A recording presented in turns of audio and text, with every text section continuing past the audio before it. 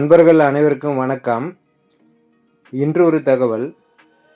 இப்போ பார்த்தீங்கன்னா, நேத்திலிருந்து எல்லாருமே விநாயகர் சதுர்த்தி கொண்டாடிக்கிட்டு இருக்கோம்.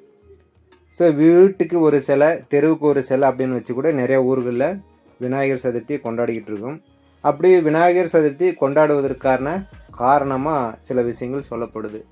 என்ன அப்படின்னு பார்த்தீங்கன்னா, ரொம்ப காலமாக தூர்வாரப்படாத ஏரிகள், குளங்கள், ஆறுகளில் இருந்து பார்த்தீங்கன்னா அந்த மண்ணை எடுத்துகிட்டு வராங்க. ஏன் அந்த மண்ணை எடுத்துகிட்டு வராங்க அப்படின்னு பார்த்தீங்கன்னா, ரொம்ப நாள் தூர் வரப்படாமல் இருந்துச்சு அப்படின்னா மழைக்காலங்களில் ஆறில் வரக்கூடிய தண்ணிகளை நேரடியாக கடலில் போய் கலந்துரும்.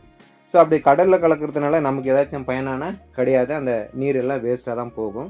ஸோ இந்த மாதிரி விநாயகர் சிலை எடுக்கும் பட்சத்தில் அந்த ஏரிகளும் ஆறுகளும் தூர்வாரப்படுது. மழைக்காலங்களில் வரக்கூடிய தண்ணி அங்கே தேங்கி நிற்குது. அது அதே இடத்துல இருந்து பக்கத்தில் இருக்கக்கூடிய விவசாய நிலங்களுக்கு பயன்படுது. ஸோ ஏன் அந்த சிலையை மறுபடியும் போய் தண்ணீரில் கரைக்கிறாங்க அப்படின்னு பார்த்தீங்கன்னா, ஈரமான அந்த மண்ணை கரைக்கும் பொழுது ஆற்றினுடைய நீரோட்டத்தினால ஒரு இடத்துலேருந்து இன்னொரு இடத்துக்கு அடிச்சிட்டு போகும். ஸோ மேடு பள்ளங்களை சரி செய்யும். அது வண்டல் மண்ணாக மாறும். அதை விவசாய நிலங்களுக்கு பயன்படுத்தும் பொழுது அது நல்ல உரமாக இருக்கும் அப்படின்ற அடிப்படையில் தான் களிமண்ணால் விநாயகர் சிலை செஞ்சு அதை நம்ம போய் தண்ணீரில் கரைக்கிறோம். இன்னொரு விஷயம், நம்ம சிலைகளை தண்ணீரில் கரைக்க போகும் பொழுது நீச்சல் தெரியாத சில சின்ன குழந்தைங்களாம் அங்கே வருவாங்க. போன வருஷம் பார்த்திங்கன்னா 2-3 விபத்துகள்லாம் அந்த மாதிரி நடந்திருக்கு. அதனால் இந்த வருஷம் சிலை கரைக்க போகிறவங்க பெண்களையோ சிறு குழந்தைகளையோ யாரையும் கூட்டிகிட்டு போகாதீங்க. அப்படி போனாலையும் தண்ணீரில் இறங்குறதுக்கு அலோவ் பண்ணாதீங்க. ஒரு பிரச்சனை வருவதற்கு முன்னாடி நடவடிக்கை எடுத்தால் தான் அது சிறந்ததாக இருக்கும். பிரச்சனை வந்ததுக்கப்புறம் அப்படி பண்ணியிருக்கலாம் இப்படி பண்ணியிருக்கலாம் அப்படின்னு பேசுறதுல எந்த பிரயோஜனமும் கிடையாது. அடுத்தது எஸ்பிஓவில் ஒரு அறிவிப்பு கொடுத்துருக்குறாங்க. என்ன அப்படின்னு பார்த்தீங்கன்னா, பழைய நண்பர்களுக்கு ஓல்டு வித்ட்ராவல் ஸ்டாப் பண்ணி வச்சுருந்தாங்க. அதை ஓரிரு நாட்களில் தொடங்க போவதாக சொல்லியிருக்கிறாங்க. ஸோ அது ஒரு நல்ல செய்தி. அடுத்ததாக பார்த்தீங்கன்னா, இப்போ ஒரு 6 மாதமாக ட்ரைனிங் அப்படின்னு போயிட்டுருக்குது எஸ்பிஓவில். ஸோ அதில் நிறைய நபர்களுடைய வேலெட்டில் அவங்க இருக்கக்கூடிய பிளானுக்கு தகுந்த மாதிரி அமௌண்ட் இருக்கும். ஸோ அதை எல்லாமே நாம் வித்ட்ரா பண்ணி எடுத்துக்கலாம் ஒரே டைமில் அப்படின்னு சொல்லியிருக்காங்க. எப்போ வித்ட்ராவல் கொடுக்கலாம் அப்படின்னு சொன்னால், செப்டம்பர் 1st வீக்கில் அதுக்குண்டான அறிவிப்பு வரும் அப்படின்ற மாதிரி சொல்லியிருக்கிறாங்க.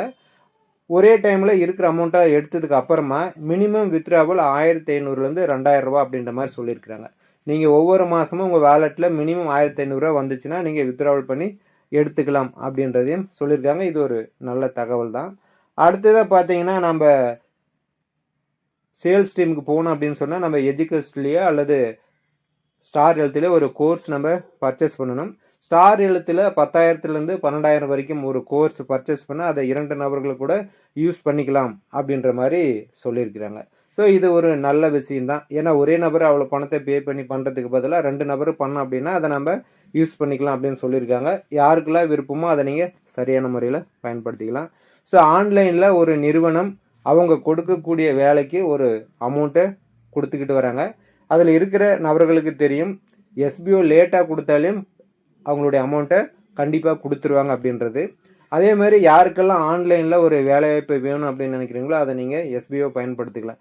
ஏன்னா தமிழ்நாட்டில் ஏற்படுத்தப்பட்ட எஸ்பிஓ அப்படின்ற ஒரு கம்பெனி எஸ்பிஓ பிடிக்கல, லேட் ஆகுது அப்படின்னு சொல்லி வெளியில் போனால் கூட அவங்கக்கிட்டேருந்து வாங்கின அந்த தொகையை ரீஃபண்ட் பண்ணுறாங்க. இப்படி ஒரு ஆன்லைன் நிறுவனத்தை இப்போ தான் ஃபஸ்ட் டைம் நாம் பார்க்க முடியுது. ஸோ நாம் அவங்க சொல்லக்கூடிய வேலைகளை சரியான முறையில் நாம் வச்சுருக்கக்கூடிய இன்ஸ்டாகிராம், ஃபேஸ்புக், யூடியூப் அந்த மாதிரி சோசியல் மீடியாவில் அவங்க ப்ரொமோட் பண்ணக்கூடிய ஒரு கம்பெனியோடைய விளம்பரத்தையோ அல்லது ஒரு கான்செப்டையோ நம்ம பதிவேற்றம் செய்யும் பொழுது அவங்களுக்கு அது ஒரு இன்கமாக வருது. அதை செய்யறதுக்காக நமக்கு ஒரு தொகையை மாதம் மாதம் கொடுக்குறாங்க. ஸோ யாருக்கெல்லாம் பயனுள்ள வகையில் இந்த எஸ்பிஐ இருக்குது அதை நீங்கள் சரியான முறையில் பயன்படுத்திங்க. இன்றைக்கி ₹1 சம்பாதிக்கிறதுனாலையும் எவ்வளோ கஷ்டப்பட வேண்டியது இருக்குதுன்னு எல்லாத்துக்குமே தெரியும். ஸோ நாம் டெய்லி ஒரு அரை மணி நேரம் 1 மணி நேரம் இந்த எஸ்பிஓவில் சொல்லக்கூடிய வேலைகளை செஞ்சோம் அப்படின்னு சொன்னால் 8,000 to ஒரு 20,000 சம்பாதிக்கலாம். அவங்களுடைய திறமைக்கு ஏற்றபடி அவங்க செலவிடக்கூடிய நேரத்தை பொறுத்து அப்படின்ற மாதிரி சொல்லியிருக்கிறாங்க. அதனால் சரியான முறையில் ஒரு ஆன்லைன் நிறுவனம் எஸ்பிஓ பயன்படுத்திக்கங்க. மீண்டும் அடுத்த ஒரு தகவலுடன் உங்களை சந்திக்கிறேன். நன்றி, வணக்கம்.